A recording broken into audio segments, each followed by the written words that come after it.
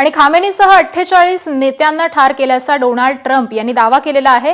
इराणवरती B-2 बॉम्बर्सनं 2000 bomb टाकल्याची Trump यांनी माहिती दिलेली आहे। इराणची 9 जहाजं ही देखील नष्ट करण्यात आलेली आहेत अशी माहिती डोनाल्ड ट्रम्प यांनी दिली आहे। इराणच्या सैन्यानं शरण यावं अन्यथा मृत्यू हा निश्चित आहे असा इशारा ट्रम्पने दिलेला आहे।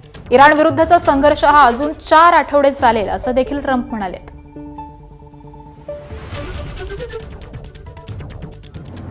आणि याच युद्धासंबंधीच्या आणखी अपडेट्स आपण ग्राफिक्सच्या माध्यमातून जाणून घेऊयात।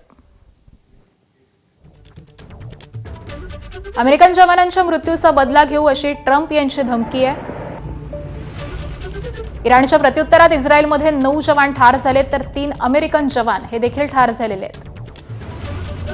जगभर कच्चं तेल महागलंय। प्रति बॅरल किंमत ही $72 वरून $90 वरती पोहोचलेली आहे।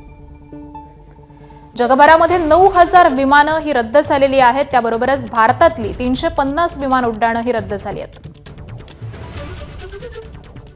लेबनॉनची इराणच्या बाजूनं युद्धामध्ये उडी आहे तर इस्रायलवरती हल्ला करू असा इशारा देण्यात आलाय। पाकमध्ये अमेरिकन वकिलातील घुसणाऱ्या 22 आंदोलकांचा मृत्यू झालेला आहे।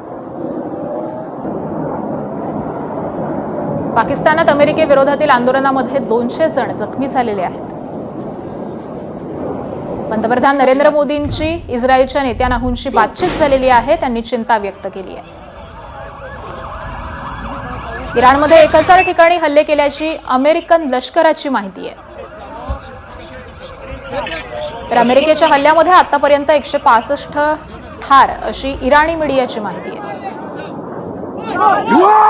इस्रायलकडून युद्धासाठी आणखी 1 लाख सैनिक तैनात करण्यात आले। तर हे काही महत्त्वाचे असे अपडेट्स आपण जाणून घेत होतो।